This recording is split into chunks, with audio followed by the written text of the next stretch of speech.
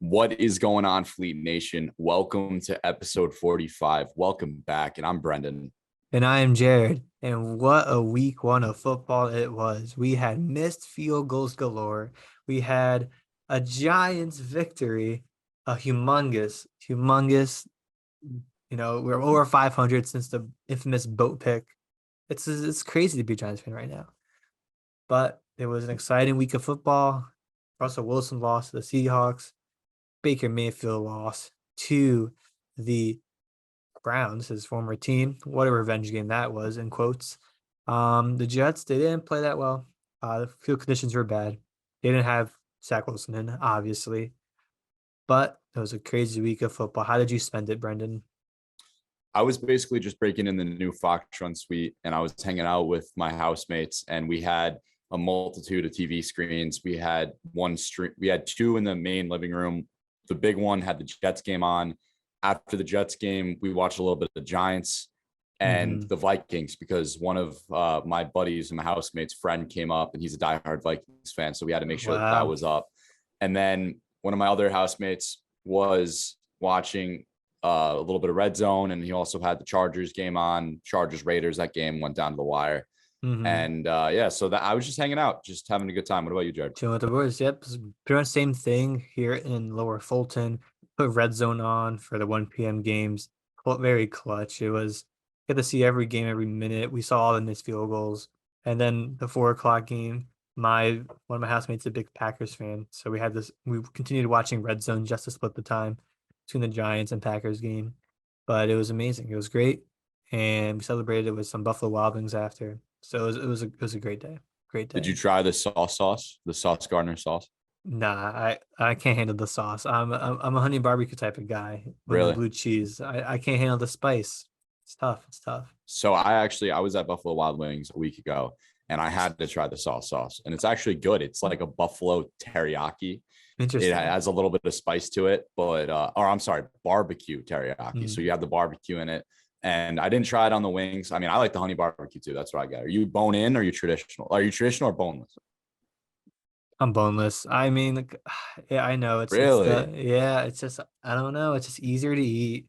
I feel like you get more chicken out of it. They're both really good. Like I'm not gonna not get a bone-in wing, but I just order boneless more. They're usually cheaper too. You're eating chicken nuggets at that point. It's not the tradition. You gotta have it One off of the those bone. guys. All right. Yeah, 100%. All right. Well, you know what? It still tastes good. That's all I got to say. So let me get into this crazy Giants game. We start off in the first quarter. The Titans had a big punt return and I noticed Daniel Jones still cannot slide safely. He really can't. Every time he goes down, it looks like he's about to get killed. And there should be a penalty thrown every once in a while, but there is not. Easy touchdown for Tannehill. Titans are up 7-0 to Dontre Hillard. That was his first of 2. Bad news, Wan'Dale Robinson left game with a knee injury, did not return. But that opened the door for Tony to get in, which played a key factor later. And then Bullock hits a 46-yard field goal to make it 10-0 with 12 minutes left in the second quarter too. And at that point, I'm not invested in the game. The Giants aren't looking great on offense. They're getting beat on defense. And you just know Derrick Henry is going to run all over us. And you know what? There was another Simmons from the Titans strip sack Daniel Jones, another fumble with 10 minutes left in the first half. And, at that point, you're just like, all right, same old Giants. But there was a huge third down stop by defense as Tannehill threw it short and incomplete Derrick Henry, which forced a field goal from 23 yards away. It made it 13-0. So that was a big play by the defense after losing the ball on the fumble. And then as soon as we get the ball back on 3rd and 1, we gave it the ball right away. But there's a 3rd and 1 to start the second half for the Titans. They had a direct snap to Derrick Henry. He drops the ball, causing another stop by the Giants on defense. So again, the Titans are making mistakes. And then as soon as we got the ball back, we saw peak Saquon Barkley take over the rest of the game. He finished the game with 164 yards and 18 carries, averaging 9 yards a carry rushing, and even 6 receptions for 30 yards, putting up those fantasy numbers that you want to see. So a huge run. He gets a TD, and their extra point got blocked, funny enough. So it was 13-6. Then with just under 9 minutes to go in the third quarter, Jones heaves one to Sterling Shepard, a little underthrown, but Shepard makes a nice move, looks actually athletic, and makes it 20-13. So this is where we get invested. With 10 minutes left, we go in the fourth. The Titans muffed a punt, and it got the Giants on the 11-yard line. But Daniel Jones gets picked off in the end zone. Terrible read. He was looking at Barkley the whole way. Me and my housemates, we knew that was the wrong read. He didn't even look anywhere else. But the Titans blunder again when they got the ball back. They tried a tight end around on 3rd and 1 instead of giving it to King Henry. So the ball goes back to the Giants. Barkley, another huge run. That is inside the 30th. 4th and 1, and it was a play action. Jones kept it, crosses the first down line, gets us inside the 30-yard line. And, that just showed Brian Daboll right away. Who's going to go for it on 4th and 1 with these guys. So Jones finds Chris Myrak for a wide open touchdown. And, the question is, tie, do you play for the tie or play for the win? In my mind, we're tanking. We're kind of, we're not supposed to be in this. So if you go for the win, it's a win. But if you lose, you lose. You take that as a win. If you don't want to, and as a new coach, you want to send a message to your team. He sends the boys out, and no, Daboll's balls of steel. He does the underhand toss to Barkley, and the Giants take the lead by 1. But we did leave 1 minute left for Ryan Tannehill. And they moved into field goal range pretty quickly after some holding penalty calls on defense. But, they had a 47-yard pick lined up. Ryan Bullock, hitting it all day, already with 2 field goals. And then he missed it wide left. And oh my goodness, the boys were jumping in the house when that happened. Craziness. We'll take the win. Hasn't happened like this in a while for the Giants. It's one for the good guys. We beat the 1 seed of last year, and I'm happy about it. And I'm very happy about it. Brendan, your thoughts from, the outside of being a Giants fan? So correct me if I'm wrong. This is the first time that the New York Giants have won week 1 in 6 years. Something like that, yeah. They haven't won a week. It's like their first 1-0, I think, since 2016, 17. Either one of those dates would line up to 6 years, I think. Yeah, so definitely exactly what you want to see. You got Brian Daboll, new head coach in the building, getting the win. I saw him very excited, doing some dances in the locker room with his teammates.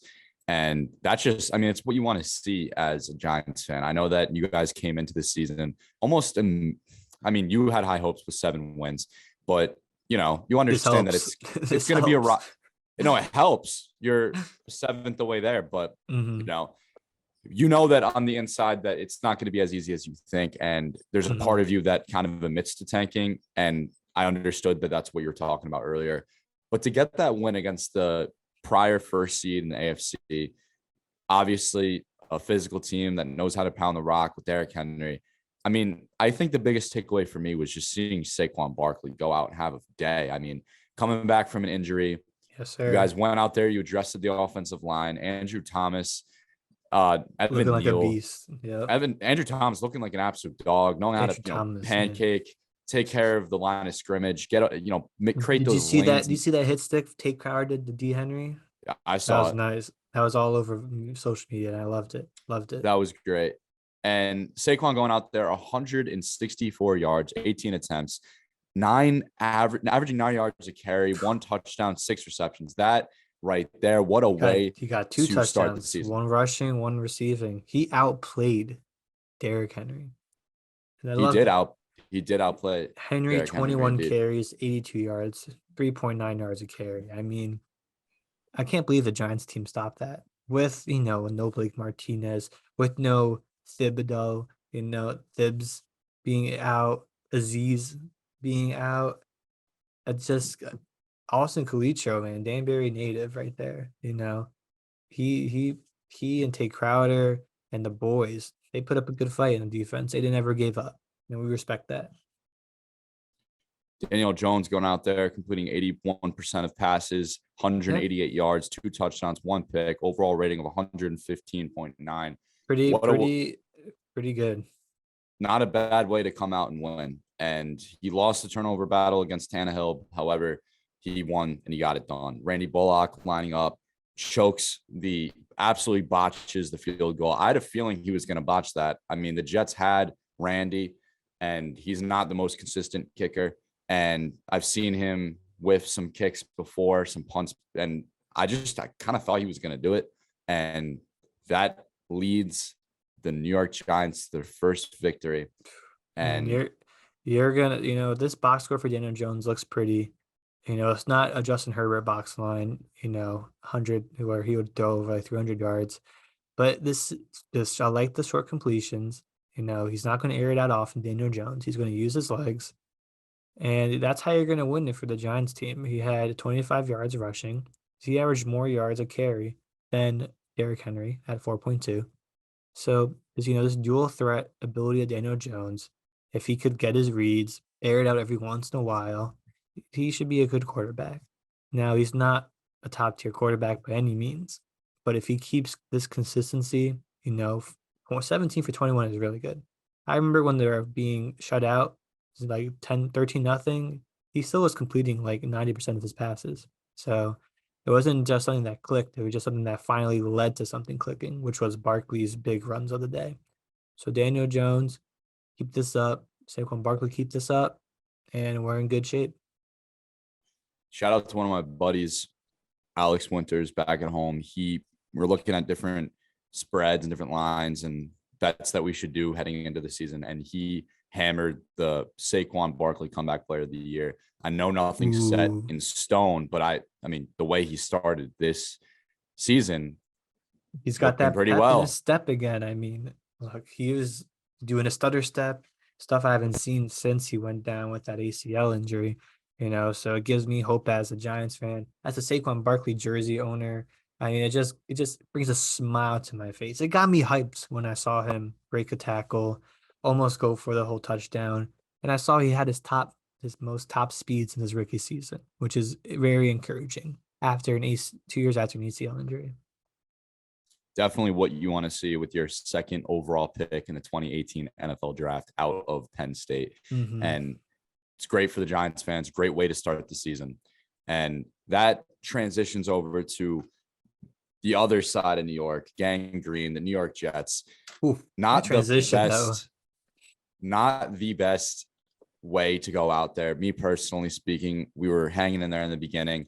We, obviously playing I would like to say a top 5 team in the AFC. Yeah. Now they lack the receiving position, but they still have Mark Andrews, a premier tight end. They still have Lamar Jackson. They still have that offensive line. They still have Harbaugh. They still have the culture. It wasn't easy by any means for this New York Jets team. However, I do want to start off in the beginning. It seemed like the defense, we were able to contain Lamar. We were able to get the ball back. We were able to stop them. And we were hanging in there in the beginning. Our defense looked pretty well. Our defensive line was getting some pressures. Sauce Gardner had a pass breakup in the end zone. Beautiful protection on his end. He only let up eight yards and only 1 target the whole game. So he was playing well. DJ Reed, he got an interception dedicated to his father who passed away earlier that morning. So rest in peace to his father. And I mean, ultimately, I just think the speed of the Ravens was just way too much to handle for this young team. Joe Flacco commanding this offense, he's clearly washed at this point. I had more expectations for him heading into it, but he threw 1 pick. And listen, the Jets had a lot of opportunities to really claim this game. I think the problem with us was the pocket collapsing. Our offensive line was nowhere near as good as I thought it should be, with the names coming in, Laken Tomlinson as left guard, left tackle George Fant, and then Connor McGovern, and Dwayne Brown was out. That hurt us. Yeah. So we had to take Max Mitchell in there. And I think Max Mitchell, for the most part, held up. But you got to remember, rookie starting up against this ferocious Ravens defense, it's not going to be the best. And a couple standout players that I thought played really well was Michael Carter. This guy, his game speed is ridiculous. He was ranked the second most elusive running back out of Pro Football Focus last year. And I was surprised to see him come out and handle the rock and take first team reps, because Yeah. we all heard all this hype about Breece Hall coming out of Missouri and being the first running back off the board in the 2022 NFL draft. But Michael Carter's game speed seemed much better than Breece. For some reason, Breece seemed a little bit slower than I thought he would.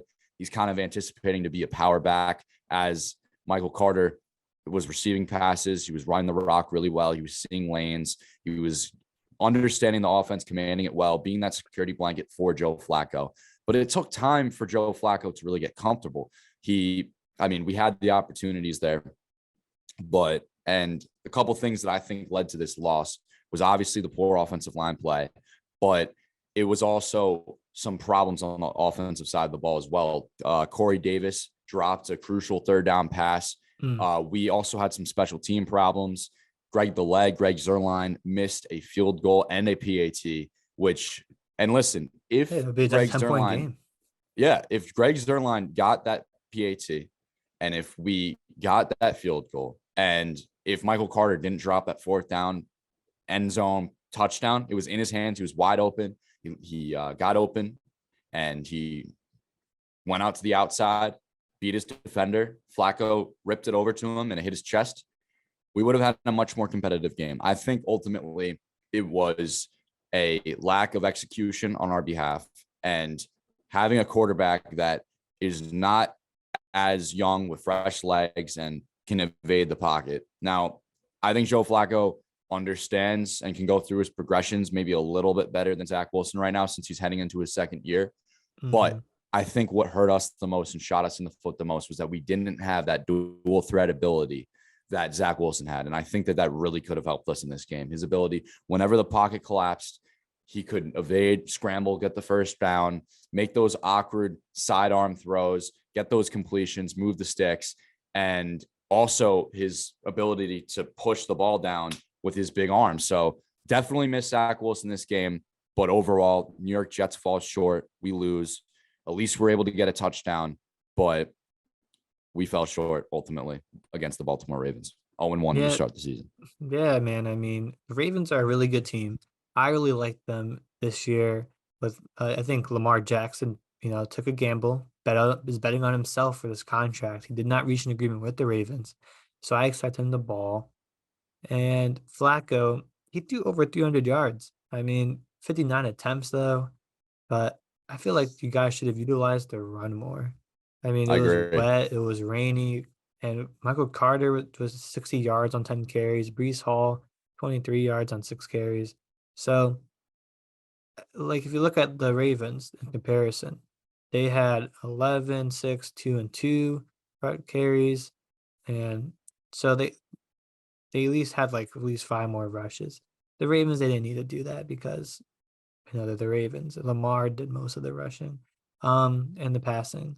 So from the Jets, I don't know if you saw a couple minutes ago what an hour Robert Saleh was saying about the critics, saying he's going to keep receipts of the doubters, and this team, they have names now, like you said, on defense. Corey Davis dropped that pass, as you mentioned, but 6 for 77. That looks like more of the Corey Davis before he got hurt when he was on the Titans. Garrett Wilson showed flashes of how great he can be. And Elijah Moore, 5 for 49, respectable, very respectable. And, I see here and look at the box score that Breece Hall and Michael Carter with 7 receptions, Hall with 6 receptions. They were getting the ball probably due to the fact that the pocket was collapsing, and Flacco needed to get the ball out quick. He needed to dump it off to one of his running backs who were just to the side of him.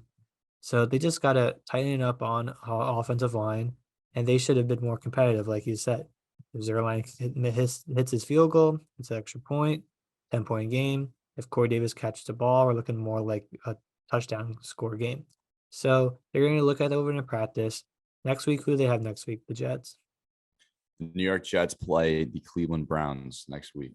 The Cleveland Browns. So again, I don't think the Browns are as good as the Ravens.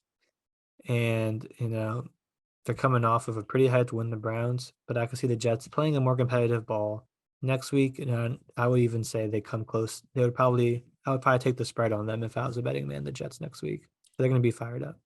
one thing that you mentioned before that I forgot to talk about, Garrett Wilson. The thing that bothered me Yes. about him was how late we got him involved into the game. And we did this last year with Elijah Moore. I don't understand it. I mean, you spent a 10th overall pick. Some say arguably the best receiver coming out of Ohio State in the draft. Why isn't he lining up first team offense? Why does it take time for him to slowly ease into this? I mean, as soon as he was getting receptions, he was making plays. I mean, we could see his ability to juke out defenders, to see the field, to find openings, to reach for yards, fight for yards. This guy's an absolute dog. He has the agility, he has the body control, he has the hands, he has the route running, he has the separation. When you watch him on film and his ability to come out and contribute, I remember his first reception, he almost fought for a first down. It was on like a 3rd down and 8. And Yep. it was like a post sideline route that he was running. He caught it, juked around the defenders, made 3 defenders miss, and he came a couple yards or about a yard short, I would say, inches away from getting that first down. And you just love to see it, but I want to see more plays called from him. I mean, Flacco has weapons around him. You could argue that he has more weapons around him than Lamar Jackson, aside from his great offensive line, aside from their running game. Yeah. But we saw these boys cooking. We saw Elijah Moore do his thing. He almost had a touchdown. He caught a pass, but it got brought back because of a holding penalty.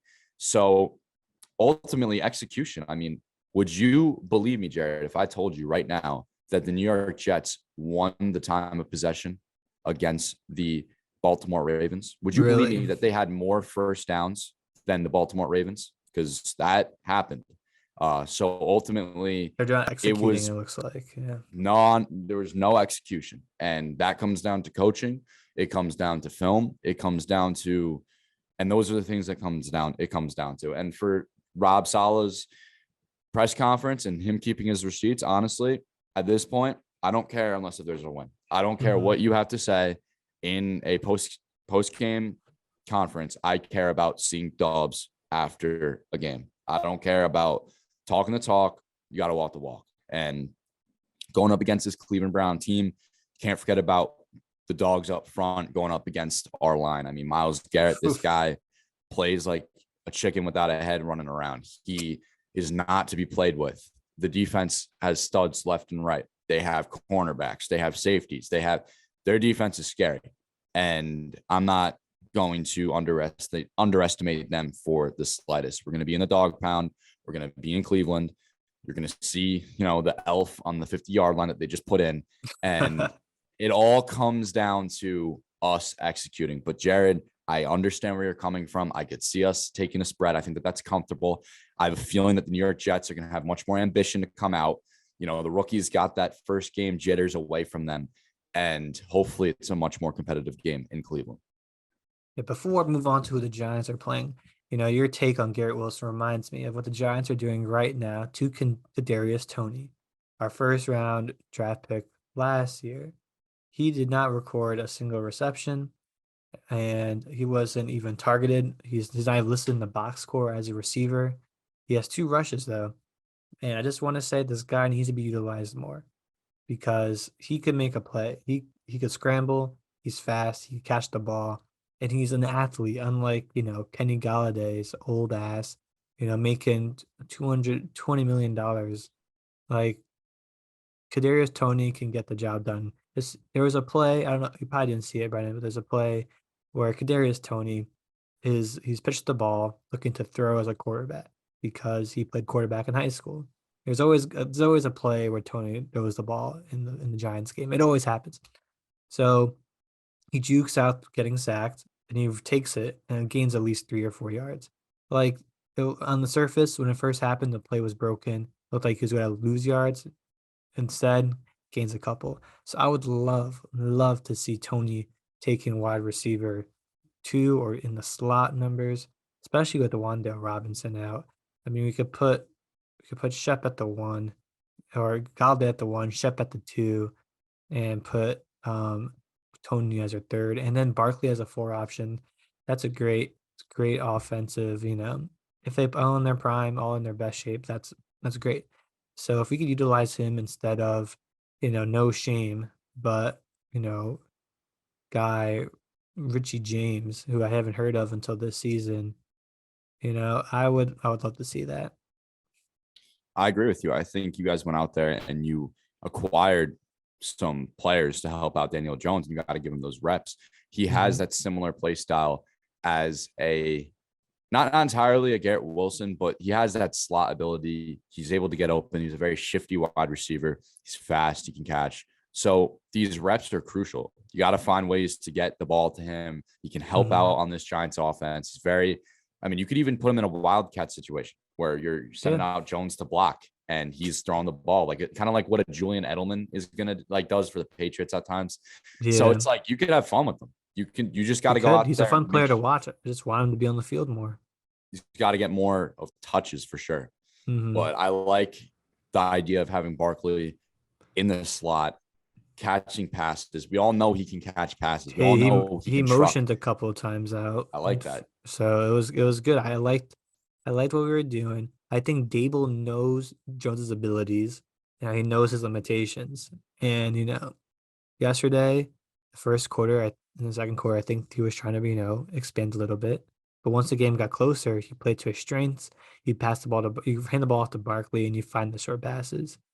And now that they're 1-0, there's some pressure, a little bit of pressure, more pressure now to win next week against the Panthers. If they come, I say it's more pressure now that they won and that Dak Prescott went down, that they win the Sunday against the Panthers, because now you have an actual chance. Like before, you had a punter's chance. It was like either, hey, we're going to be a 500 team or we're going to suck. So now there's a really good chance from the fight we saw yesterday, from the coaching we saw yesterday, that we could be a 500 team, and you never know. It flipped. So we're home against the Panthers. Baker Mayfield do a bunch of picks against the Browns, and the Giants are not known for their. Oh, it's sad to see James Bradbury get a pick six with the Eagles. It kind of hurt to see that, but our defense isn't great. But I would fully expect us to be competitive again. We're gonna run the ball on the Panthers, and Baker Mayfield, I don't think is gonna outplay us with his mind at all. If anything, he has DJ Moore, he's got Robbie Anderson, and CMC. Now we contain Derrick Henry. Why can't we contain CMC? So it's a different style, and I could see this being competitive. And I'm going to say the Giants are going to win. They're going to take it. They're going to be 2-0. They're going to ride off the high in front of the home crowd. And I bet it's going to be packed. It's going to be bumping, because I would love to see the ticket sales spike after they won to go to their game, with a rise in prices on SeatGeek or something. But I'm excited to watch the game on Sunday. And I think Giants fans should be excited too. It's something I'm not going to miss this game now. If they lost, maybe I would be like, if I have something else to do. But now I'm invested.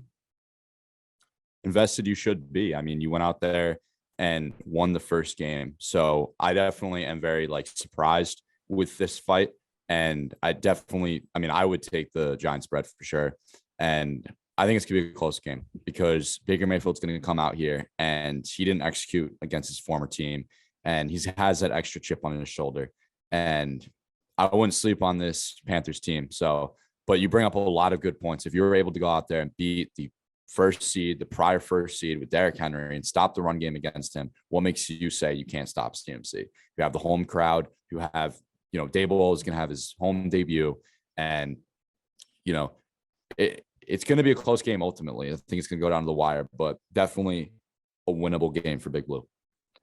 Yep. I mean, I think what they showed is that we are a team that could win and knows how to win. We have the coach who wants us to win, So I feel like going forward, this is a great opportunity for us to, go 2-0. And then the next week we got the Dak Prescott Cowboys. We'll see what they do about that. And then after that, we have the Bears, who, beat the 49ers, but it was a weird game with all that rain. So they didn't look that great either. But all that said, I just want to say real quick, the Giants, I don't think are a good team. They're like I said, 500 to, really bad in a sense of that team. And I just think that we kind of got lucky. We did, but it doesn't mean we can't build off of that, which I'm looking forward to. And I think I agree with you. You take that win, you carry it into momentum, you start to establish a winning culture, and you start building. And that's what you got to do for the first time head coach, Brian Daboll. And that's what you got to do for Big Blue. And it's a great winning experience for the young rookies that you guys invested in. Evan Neal, I'm sure Thibodeau is juiced up, excited to get back on the field and ball out with the brothers. And I mean, he's gonna do his thing. I mean, he's a great premier talent. He's gonna help your defense even more. So the fact that you're going out there and winning without him is great. Yeah. Is there any you watch the games? Is there anything you want to talk about as we wrap up here from the NFL? I mean, other than my parlay just last minute failing, I basically put in me and Bobby, President Bobby of Kappa Sigma, my president. He basically hit me up and he was like, yo, let's do a 4 anytime player parlay, 4 leg anytime player parlay. You pick 2, I pick 2. And I walked, he was like, I need 2 locks. And I was like, all right, you want 2 locks? CMC and Kelsey both hit, no problem. He picked Pittman and Eckler. Pittman was the last second nail biter touchdown. And here we are waiting for Eckler to get that touchdown. And Sony Michel's getting all the touches. I saw that too. I saw Sony Michel got touches too. And I have Eckler in one of my fantasy leagues. And I was like, what's going on? Dude, it was $25 to hit 275. That would have paid my dues for Kappa Sigma. No problem. And I was a sad man. Because it didn't hit. But listen, that's the name of the game. That's what happens. We dust it off and we move. But aside from that, very surprised to see the Packers not put up a fight, get the soul knocked out of them by the Vikings. That was very surprising. But the biggest surprise was my boy, Geno Smith, going out there and beating former Giant. And Giant. 2nd round pick out of West Virginia. Big fan. Fun fact, you guys are going to flame me for this, but I actually wore a Geno Smith jersey for my photo day, for my picture day in like 7th grade. I was wearing a Geno Smith jersey. People were looking at me like, what? And so him going out there and getting the dub at home against Russell Wilson, ridiculous. And a great quote. What do you say? He said they wrote me off, but I didn't write back. So yeah, that's fire. And all right, and I had a bet that actually won. Just to flex a little bit. At plus 1096, this bet hit. My guy Peter, he said, hey, the Bears Niners game, it's pouring. Let's take the unders for a bunch of stuff. So I had Justin Fields under 177.5 yards, Trey Lance under 177.5, under 37.5 total match points, and David Montgomery over 14.5 receiving yards. Bet $2 on it, $123. So that's his quick money right there. My boy Peter though foolishly added David Montgomery rushing yards over 40, 33. Tough luck for him. But biggest surprise for me, Cowboys not scoring a touchdown. I mean, the Dak injury was a surprise. Not that you want to see that. And also Joe Burrow looking like he's seeing ghosts. You saw those memes. Joey Burrow did look ice cold, but not in the way you want him to see. So Bengals, they better get it, back on track. Steelers, another, upset. So it was a crazy week of football, and I can't wait for next week. Thank you guys for listening to episode 45 of NYFlyZone. If you're listening, make sure to subscribe on YouTube, Apple Podcasts, Spotify. Give us a follow on Instagram, Twitter, TikTok at NYFlyZone. Jarod's gonna be chefing up great reels that are gonna be out there. Yes, sir. You're gonna love the content that we put out. It's a grind, we're in college. I'm doing this podcast for you. Senior year of college sports comes. So big things coming from us. And we hope you enjoyed this. So peace.